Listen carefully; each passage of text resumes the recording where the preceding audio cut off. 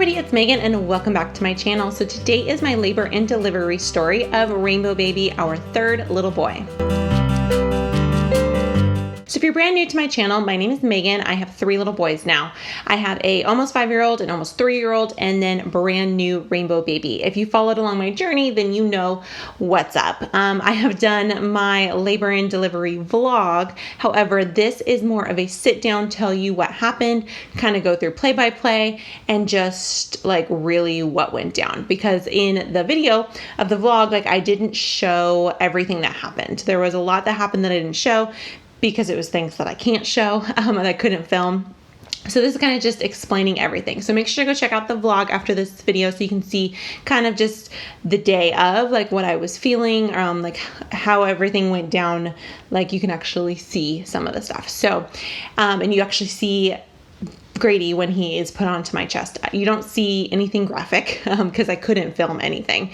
Not that I would have, but you can't see that. You can just see him on me. So he is sleeping right over here. And then the big boys are occupied out there. So hopefully you don't hear them if they start like fighting or something. But if you see me looking over, that's what I'm looking at is him. I'm not going to show him. There is a video that is Meet My Rainbow Baby. So you can go check that video out as well.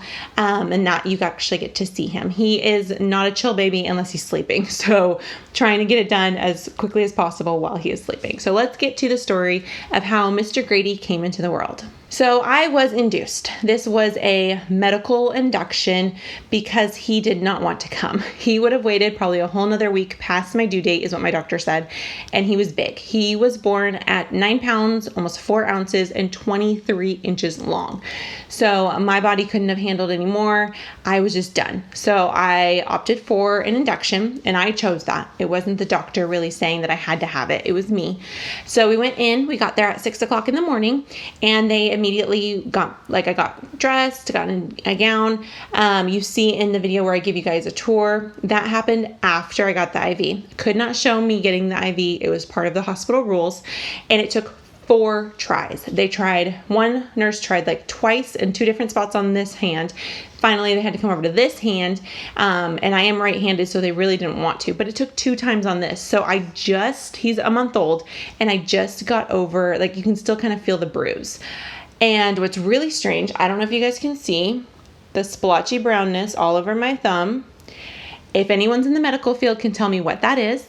I got that one the day after I came home from the hospital. I recognized that something was wrong with my thumb and I'm scrubbing it and it didn't come off. So is this from the IV? Is this like, I don't know what it is, but this was the hand that the IV was in. And all of a sudden now I have that mark. So that happened. But yes, so I had all these like bandages all over myself, but they finally got the IV in. They did not have to hook it up to anything. I just wanted it in so that if they needed to, it was good to go, but I didn't have them hook it up to anything because I wanted to get up and move. So pretty much immediately I could get up and move. They did give me my first dosage of Cytotec. So that's what I was given, so that it was an oral medication, little tiny pill to try to help getting my contractions going. I was probably dilated like a 1 and like not very thinned out. So we had a ways to go. And I was able to get up.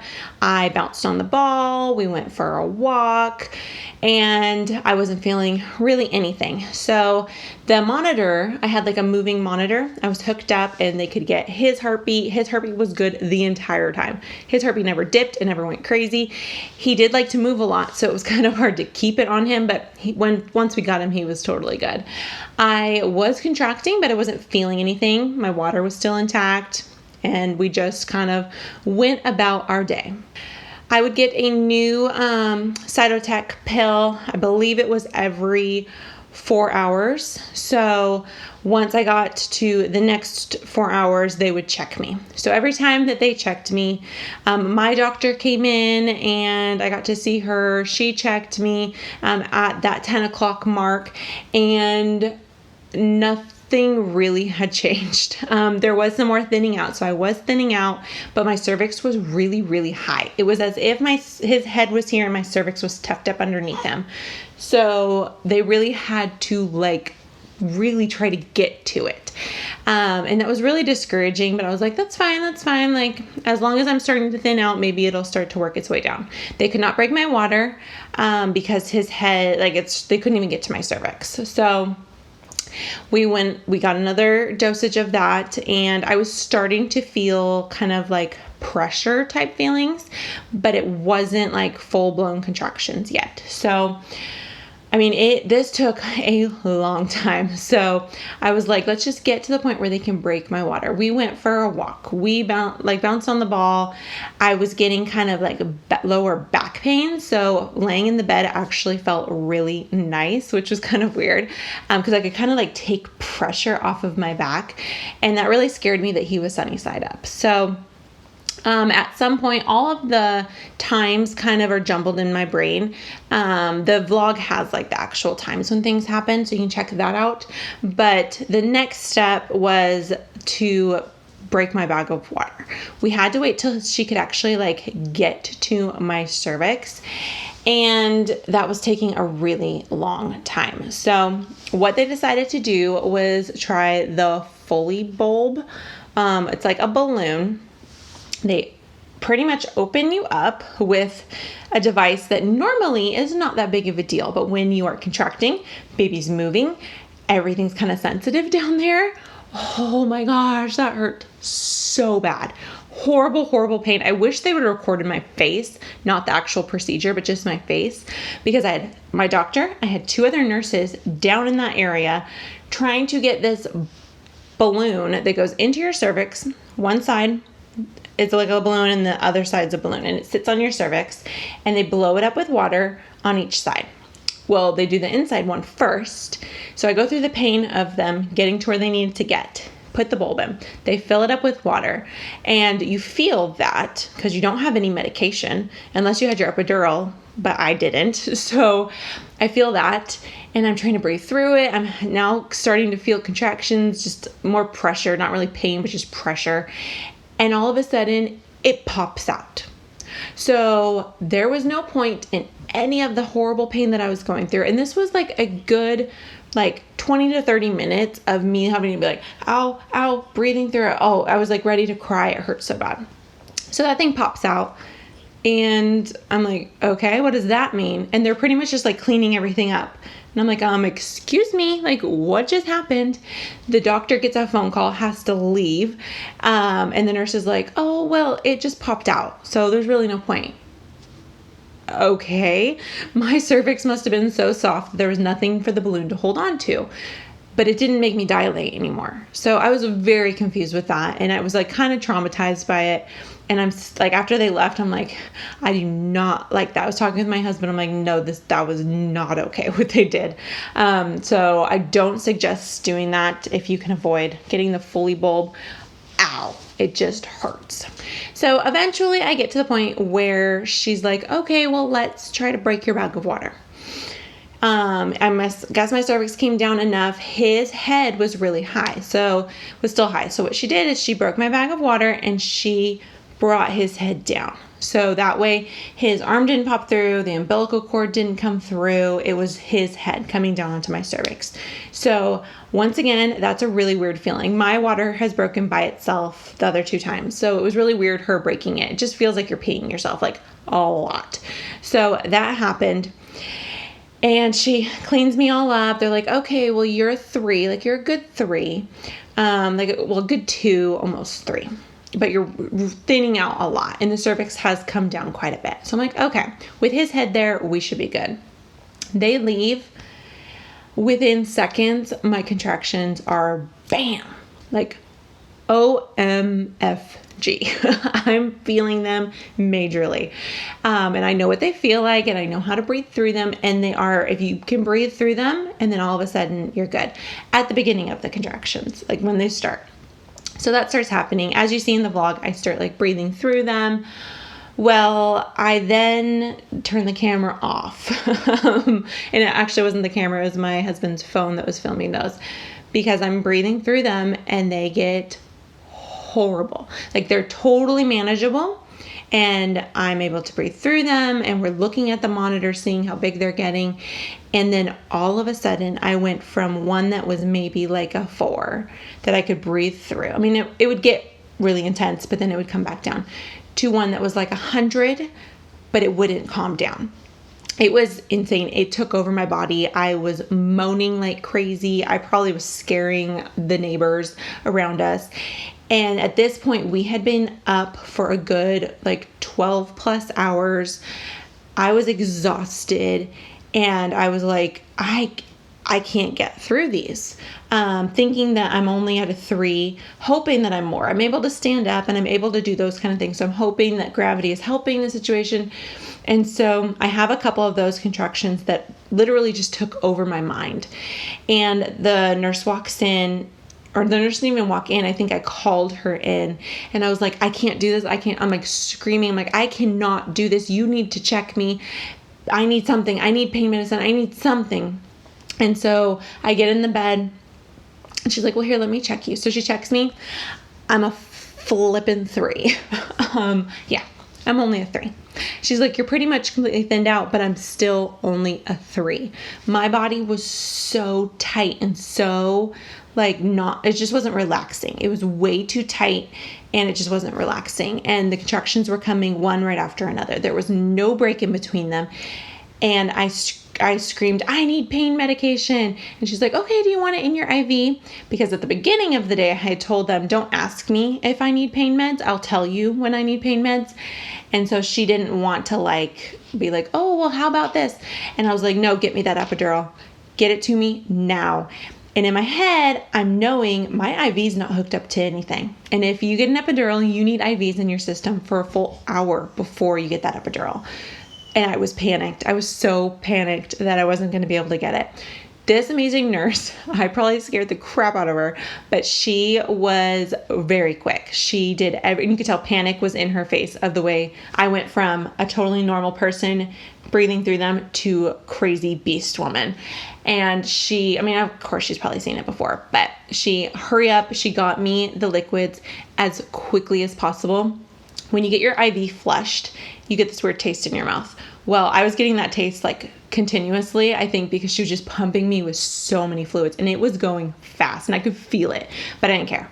I was having contraction after contraction. My husband's trying to help me get through them, and it was miserable, and it felt like it took forever for the anesthesiologist to get in there, but he did. They get me sit up. I couldn't film any of this either because that's the hospital rules. So they had me sit up with a pillow, leaning over, and the nurse is holding my shoulders down because you're supposed to relax. The last time I got an epidural with Liam, it went horribly wrong, and I was scared of that happening again. So I was very panicked. I was having those horrible contractions while I'm sitting there, baby's moving, just a disaster. And finally, he gets everything all set up.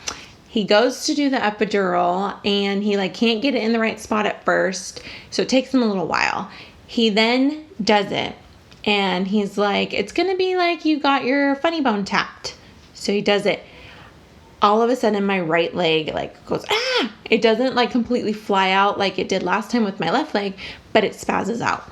And so the guy's like, the doctor's like, so which leg was that? I'm like, my right. He goes, oh.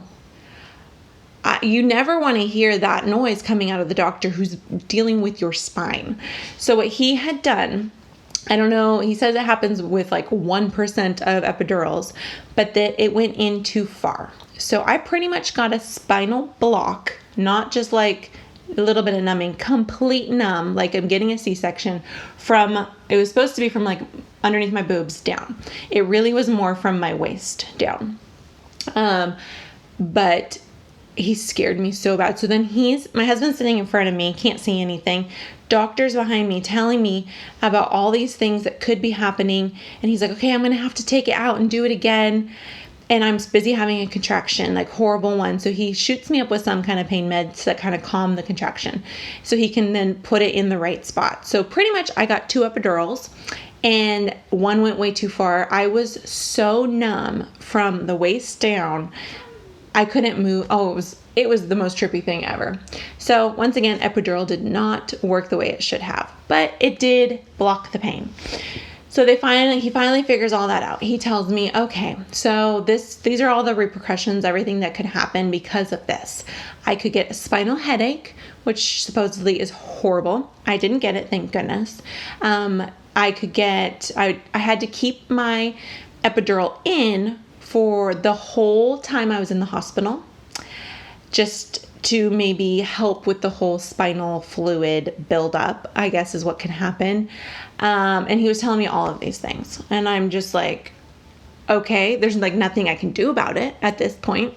I can't say, oh, never mind, I don't need that epidural. Like, it's already been done to me. So he leaves, and the nurse helps me get all comfortable. She makes me go onto my side and put a peanut ball in between my legs. She gives me my catheter. I literally don't feel anything. I was laughing while she was doing stuff to me because I'm looking down at her like, I can't feel that. And I was just laughing. I was delirious. I had been in so much pain for such a long time and so tired that I was just delirious. They had me have like something to drink and then I passed out. I just like totally zonked out. And I remember waking up and being like, I still don't feel anything but down in my legs, but I could feel it in my stomach. So I could feel all the contractions coming and they would kind of wake me up and then I go back to sleep. I could feel them in my stomach. So I like hit my button a couple times, nothing too major, just to kind of help my stomach area. And then finally I woke up and I was looking around and I think this was at about midnight. And my nurse starts to walk in. I'm like, is anyone going to check me and see if maybe something has happened? I got my epidural, I think at about 10 o'clock. So at midnight, I was like, something might be going on and I wouldn't even know. And so she's like, okay, well, here, let's check you. The midwife walks in. It's not the new doctor because everyone's done shift changes and everything. So we had a nurse at the beginning, the one with the IV. She ended up coming back that night, and that's the one that we had to deliver. So that was kind of nice. But so she's like, let me get the midwife. So the midwife comes in and they check me and they're like, oh, yeah, he's starting to crown. Okay. And I still cannot feel my legs, cannot feel anything from the waist down. I can still feel the contraction like starting in my stomach, but it's just pressure at this point, no pain. And I wake my husband up. He's been snoring this whole time, wake him up, and they get nurses and everybody. They're like, okay, let's just do a practice push, just to see.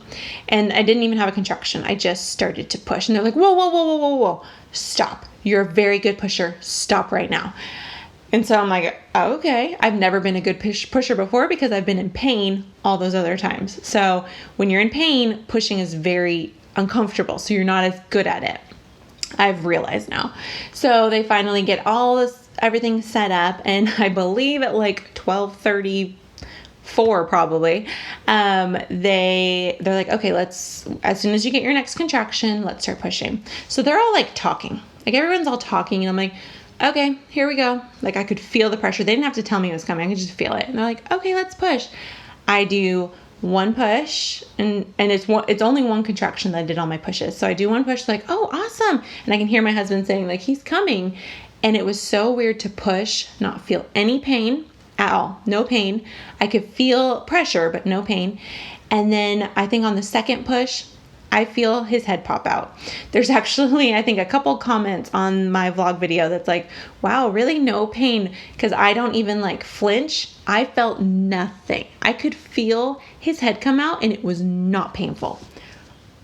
It's insane. And I think in the video I like go, whoa, because it's kind of like oh my gosh, like, yeah, his head just came out and there's no pain. So then I do a barely any push and his shoulders come out. And it was more just me like control pushing, even without a contraction, just so that I didn't tear. And she really helped me with that. So that was awesome. I had a 1 degree tear and it was just barely, and it was probably from his head or his shoulders, just kind of plopping out. And yeah, that was amazing. It was by far the best delivery. The best labor was Nolan, but the best delivery was definitely Grady because I could see him and I was in no pain. It was freaking amazing.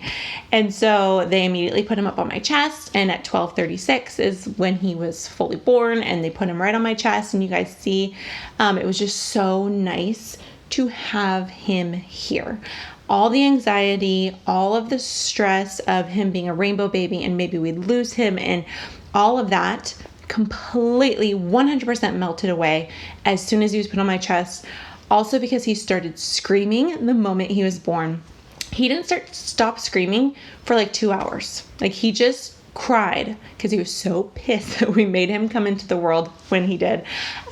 He waited until 30 minutes after his due date, but yes, he was put right on my chest and I held him forever. It felt like this hospital was amazing with giving me as much time skin on skin as I wanted.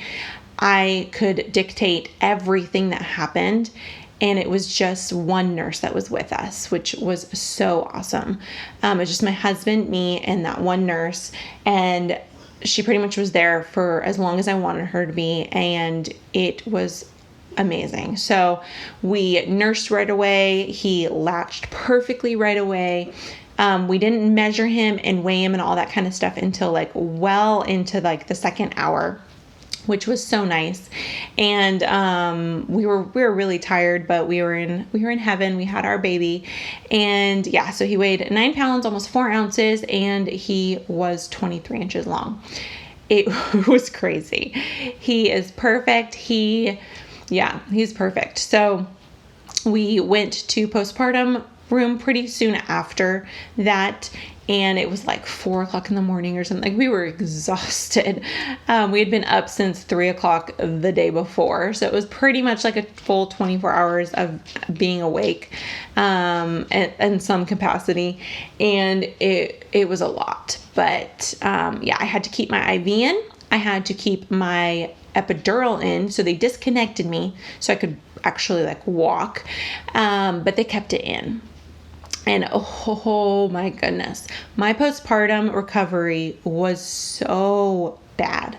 It was bad with Liam for pain-wise down below and for all the medication that was in my system. With Nolan, it was the easiest thing ever, easy peasy, didn't even really need ibuprofen.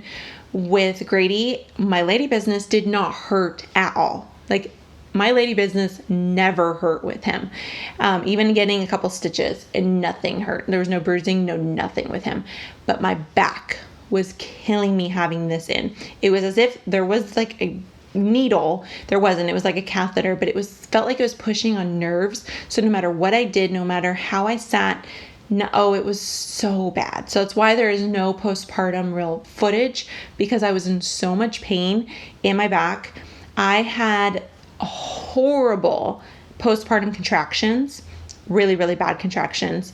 I never had that with the other boys, so that was new for me. I heard it gets worse with every baby. Thank goodness this is our last, because I could not handle that. That was as bad as regular contractions, and I got that constantly when I was nursing him. So finally we were only there. We got to our postpartum room at like 4 a.m. I left the next day. It was really crazy. I felt like we were there longer than we actually were. My husband was shocked that they let us go home, but my bleeding was under control. The anesthesiologist came in the day we left and literally pulled that catheter out of my back. He went like this and just ripped it out of my back. I felt like I was going to end up in a heap on the floor. It like totally took my breath away. My legs went weak. It was bad, but he took it out and I felt like I was going to fall apart. And then all of a sudden I could stand up. It was as if nerves weren't being touched anymore. I was a totally normal human being again. It was crazy. Finally got the IV out of my hand out so I could actually like do things. The IV in your hand is horrible. So I felt like a normal person again. But yeah, that was our delivery. My labor was long. It was a full 18 hours from like start to finish. It's pretty much just because I forced him out, and my delivery was within a couple minutes, if that. Like I said, it was one contraction. I think there was maybe a total of 4 pushes, but only really 2 big ones. And I felt nothing. I felt none of the delivery. It was a pain-free delivery, and it was amazing. It was by far the best delivery I could ever imagine. And my sweet little boy, here, I'll insert a picture because he's still sleeping. My sweet little boy is here, and he is perfect, and we are a month out. So there's going to be a 1 month postpartum update, and then his 1 month visit after I see the doctor we will film that. But yes, this is a very long video. Sorry for that, but that was our labor and delivery story. So I hope you guys are subscribed. If you're not, please hit that button. Give this video a big thumbs up. Leave me a comment because I love to hear what you guys have to say. And then go follow me on Instagram because that's where you're going to get all of the Rainbow Baby updates. I can probably stop calling him Rainbow Baby because he has a name, Grady Patrick. And make sure to go check out all of our other videos that are about him and the actual vlog. So I hope you guys are having an amazing day, and I'll see you guys next time. Bye, guys.